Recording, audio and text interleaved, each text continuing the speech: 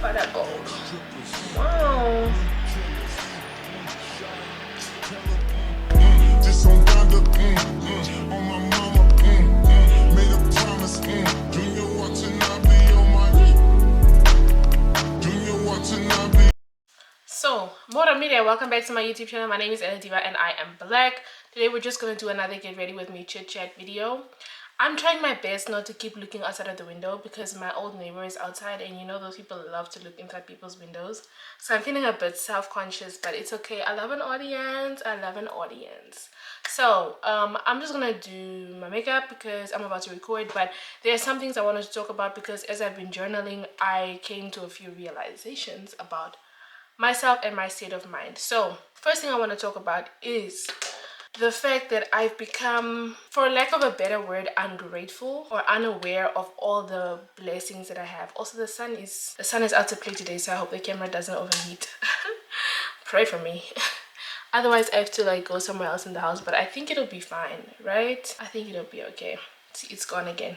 Anyways, yeah, so I just feel like I've become so ungrateful ever since I moved to Germany, and I didn't see like how steady and how slow it just basically creeped up on me, but I've become really ungrateful for all the things that I have in my life.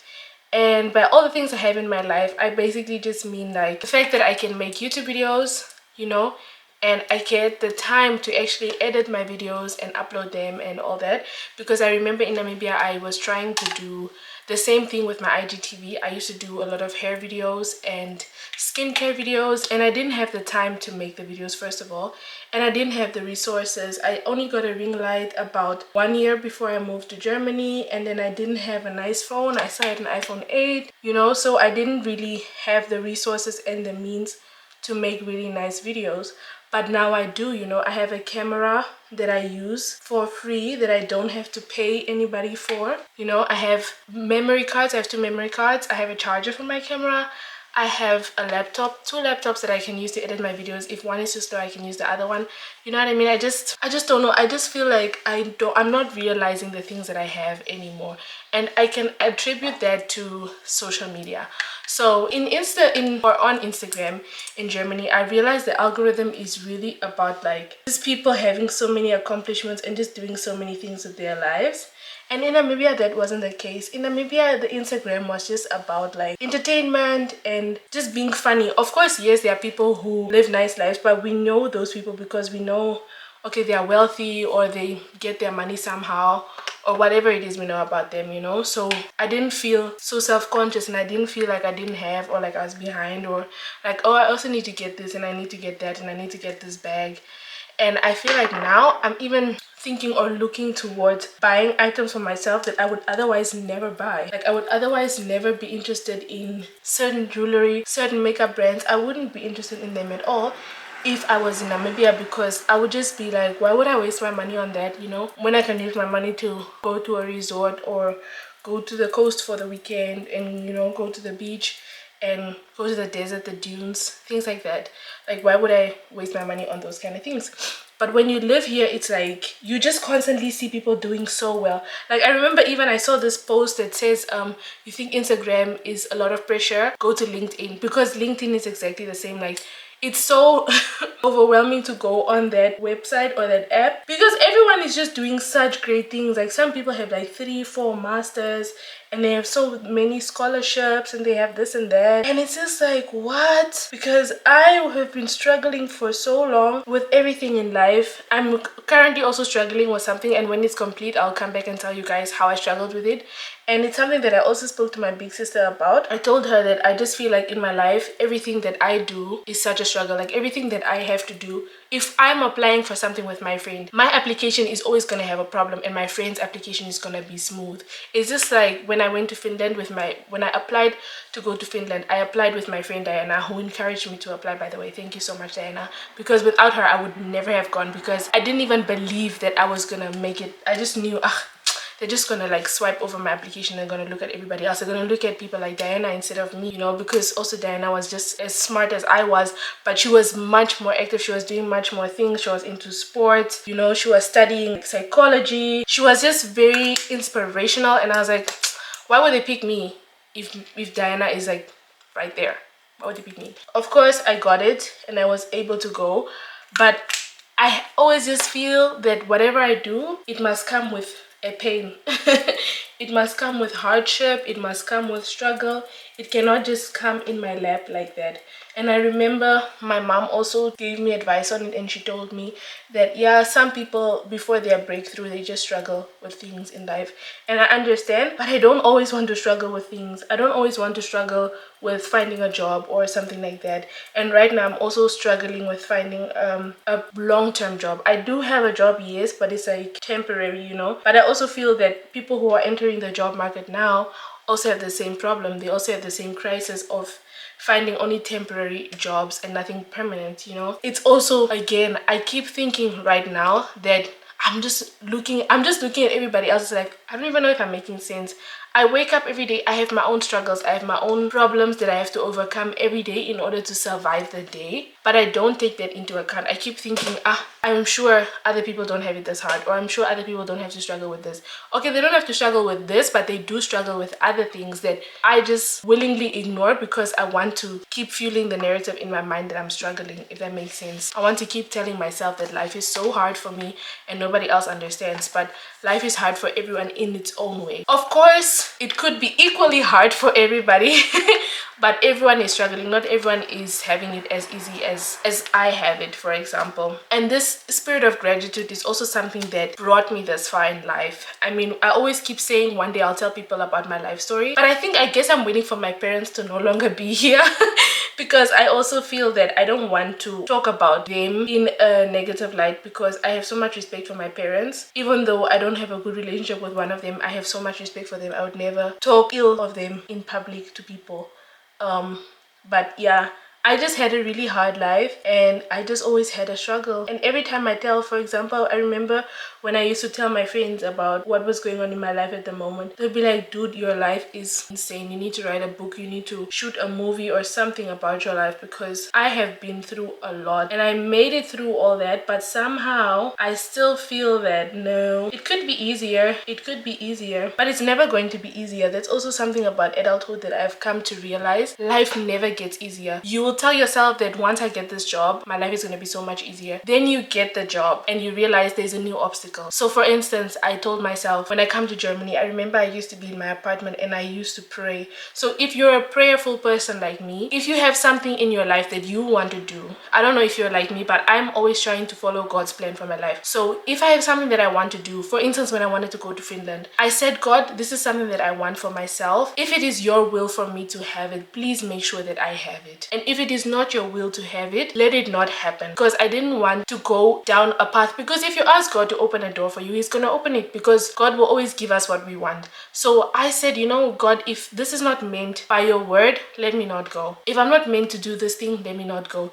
If I'm not meant to get the scholarship, let me not get it. So this is a prayer that I always pray when I want to do something and I'm not sure. Because I remember when I came to Germany, people were like, how are you gonna take care of yourself? You know, people always get there and they go get lost and they get involved in other things and they start living a wrong life. How are you gonna make sure that you don't end up in the same situation as they do? And honestly, I didn't have the answer to that, but I just felt that if God makes it happen that I go there, I will give my best. I will do my best, and I've been doing my best in my university right now. I don't want to talk about my grades or anything like that because I'm not done yet. And one thing that I'm so appreciative of my mom that she taught me is to not talk about my studies or my things that go good in your life. She always used to tell me keep quiet. If you are happy about something, just keep quiet. So with my books, for example, I remember she started giving me the lessons about my books when she told me not to borrow my books to friends. You know, she would be like, if somebody wants your notes, rather take a picture of your notes and send it to them, but don't send them the actual note, because you don't know what Oman people have and what I people have on the things that you're doing. Maybe this friend even wants to take your book to go and give it to their grandmother, and then you won't pass school anymore. And that's, for me, education has been something that has opened a lot of doors for me. Because of education, I've been able to travel. Because of my intelligence, let me not say education, because honey, let's be specific. But because of my intelligence, I've been able to have good grades that allow me to get scholarships. And not only the grades, but also my character as a person. You know, I'm like a leader, and I'm very proactive, and I take initiative, and I really take responsibility for myself and my life as a person. So I feel that because of my character as a person, also I have access to all these opportunities. Because of also my character as a person, I feel like my YouTube channel is succeeding. A lot of people, when they ask me about my channel, I'm like, yeah, I made my channel and I started it last year, for example. And they would always be like, what? So your channel is only a year old? And I'm like, yes. And then they always tell me, how do you almost have already 500 subscribers? That means you'll be monetized soon. And I never used to think of that as a big thing. And I also believe that that is the reason why I'm unable to celebrate myself. And maybe that's a coping mechanism that I developed, which I will talk about with my therapist. But I believe it's a coping mechanism that I developed to keep me going, or to keep me persistent in my life. Because if I settle down, if I become comfortable, if I acknowledge my achievements, then I will not be as hungry for the next one, if that makes sense. So I truly believe that is what I've been doing all these years. I've just been telling myself that don't be too happy right now, don't celebrate, because this doesn't mean anything. You have bigger goals, you have bigger things to do. You have 1,000 followers next, so don't be content in reaching the 500 subscribers, you know. So even with my Instagram, I remember when my account was private, I had 600 follower requests that I had to verify when I became public. So I think also it's something that I truly downplay about myself. It's very hard for me to acknowledge that I am all these good things that other people would say about me. Of course, I can acknowledge, I can accept being told that I'm beautiful or something like that, because it is not truly something that that I feel like is of value.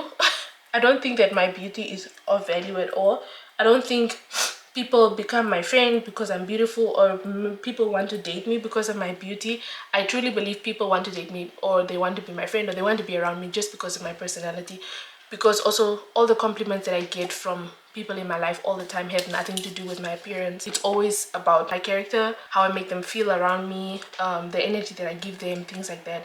So I also truly don't really think my beauty is everything, you know. What does Shakespeare say? I will put the line here from Sonnet 116, where he talks about how beauty will fade, you know. So I feel that people in my life, they have that Sonnet 116 love for me. Even though I'm just, you know, a young buck. But I definitely feel like I should be more grateful. And I don't know if anyone else is experiencing this, but I've been praying a lot, and I've been focusing on being more grateful in my prayers. I'm sorry that I'm so serious about my makeup today, but I've really realized that the more serious I am about the makeup, the more I eat the looks, the more I get compliments, the more people say, wow, the face be, wow, the skin, wow, the face. So I'm very serious about my makeup now. I don't play any games, because lately the makeup has been eating the girls up, and everyone is always complimenting me on my face, and I feel that it's because I've become so serious. I don't even play around anymore. I'm not playing around with you. I'm not playing with you. I'm not around with you. In my New York voice. I also recently started just powdering my eyebrows a little bit, just to dry them up, and also blending. And I also started wetting my blender just to make it like damp, and that has been helping a lot in terms of getting that seamless blend with my makeup. And I started putting on blush. Okay, I want to put on like an orange blush, but I don't have anything like that. But I would really love to try that, because all the black girls are saying that orange blush is where it's at. So that's something I really want to try for myself. Yeah, in essence, that's all I wanted to really talk about. I just feel that I'm not as grateful as I used to be when I was younger, and I feel that my gratitude when I was younger was also the reason why I was having so much access to so many nice things and so many opportunities, because my hands were open, you know. Like my principal used to say in high school, he used to say, when you give with open hands, so your hands are always open to receive even more blessings. But people who don't give, their hands are always closed, so nothing can come inside there, you know. So I feel that I've been moving with closed hands a lot, and because of my gratitude also, I've started to do something. I don't know if anyone else is interested in this, but every month I give away 20 euros to a charitable event, or a money pool or something like that in the black community. So if you don't follow her or them, you should follow them. Here, I'm going to put her Instagram here. And then she does, or not does, but she always shares money pools on her story on Instagram. And there are also other pages that share exclusively this kind of material, but I prefer to follow them, because she posts, how do I say that, like, it's compact, you know, it's not mixed in with some other information. You know exactly, you know what you're getting, and you can see everything on her timeline. But oh my word, this blush is eating other girls up, bitch. The fuck. Jesus. You really think I'm cute, Mr. Armstrong? But yeah, I don't know. So I've been also starting to do that because I don't go to church anymore. And this is also something that I wanted to talk about, because I wasn't sure if I should talk about it, considering the fact that I grew up in the church. And I didn't want to disgrace the people who have led me to God in my life. But I felt like, when are we going to talk about this? Because if you guys don't know, I'm a queer person, all right? I'm bisexual. And I've been queer for like my whole life. I just never told anyone about it because I just felt like it's nobody's business, you know, it's my business what I do with my life. If I have a girlfriend today, then I do, and if I don't, then I don't. So I always felt that I wasn't really welcome in the church, but that's not because I'm a queer person, lol. But just because of the way that I am as a person. If you guys also don't remember, there was a time that I was kicked out of church because of the way that I am as a person. So I was confirmed, you know, if you're like, if you're not a Christian, when you get confirmed, it's basically like a training or teaching or class you undergo for the church to make sure that you are aware of all the practices of the church and of your faith as a Lutheran and or Catholic person. So we were coming from the bathroom, and the pastor had said, you know, everybody get in the church, class is starting. But some people were taking longer than others, and obviously it took long for us to get inside the church because we were so many children. And then the pastor decided to tell one girl that she has to stand for the duration of the session because she came late, or she came in last. So basically he was trying to show the class that he's not someone to be messed with, right? But I knew this girl, and I knew that she went to the bathroom. That was why she was late, because she went to the bathroom while we were waiting for him to come. So she thought, you know, let me go to the toilet before the class starts. So I told the professor, the pastor, and I was like, hey, but she went to the bathroom, so I don't think that she should be made to stand for the rest of the lesson. So I'm like, I'm just telling you that she went to the toilet though. I'm not trying to do anything. I'm not trying to perform. I'm just saying that she went to the toilet. That's why she was late, you know? So I don't think that she should be punished for doing something that every other person would have done. So he was like, you know what? You're going to go stand in her place. And I said, okay. I stood up, and then he was like, this bitch is crazy. So then he calls me to the front of the church, and he's like, yeah, come stand right in front of me. I'm like, no, I'm not gonna do that. And he's like, why? I'm like, because I don't know you. What if you try to hit me or something? And then he's like, why would I hit you? And I'm like, I don't know, because I don't know you and I don't know what you're capable of, and I'm not gonna go stand there because there's no reason for me to stand all the way there. You can just talk to me. I can hear you from here. And then he goes, you know what? You're suspended from my classroom. You can leave. So I left, and then I waited for my sister outside because we're attending that class together, so I couldn't leave without her. So I waited for the class to be over so I could go home with her. And then we went home, and I told my grandmother that I didn't want to go back to the class anymore because it was so, when that situation happened, it just awakened me. I just started to wake up to a lot of things that happened at the church, because also something that I realized was every Sunday after church service, almost everyone went home with their cars. They were like 2 or 3 or 1 person in the car, and the rest of the congregation would take a taxi home. And I would always think to myself, why don't the other congregation members offer the other people a lift home? Because my uncle and my grandmother always used to offer people a lift home. So I felt like, why is it that the community of the church, of the Christian church to be specific, is not so close, you know? So after I left that church, I went to a Pentecostal church because I felt that I was more at home there, because the focus was really on the Bible and what the word says, as opposed to teaching according to a calendar in the evangelic church. So I felt more connected to the Pentecostal church because it was more of a fellowship. It wasn't really like us just going to church and sitting there and listening to the pastor and then singing for 2 hours and then going home. It was more like we're going there to learn about the Word of God and to learn about God Himself and to learn about the Bible and about ourselves as the followers of Christ, if that makes sense. And we get to learn with other people, because there were also a lot of activities apart from Sunday service that you could partake in as someone who goes to the church. So when I started being more involved in this Pentecostal church, I realized something else. I was like, the church gets the tithes, they get all these things, but the money, I don't know where the money goes. And of course, we use the money for like the rent of the building and the speakers and paying the people that work at the church, that clean and all those things. However, what about the people in the church? Because I remember when I used to go to that church, guys, sometimes we didn't have food at home. Sometimes we didn't have water at home. Sometimes we didn't have electricity at home.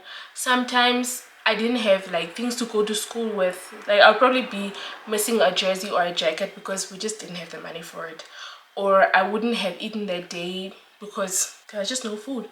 But I couldn't go to the church and be like, this is my situation at home, I need help from you guys, because the church never did that for people. People would come and they would testify that they have illnesses and all those things, but the church wouldn't say, you know what, Sister Maria, let's give you $300 for your health, whatever.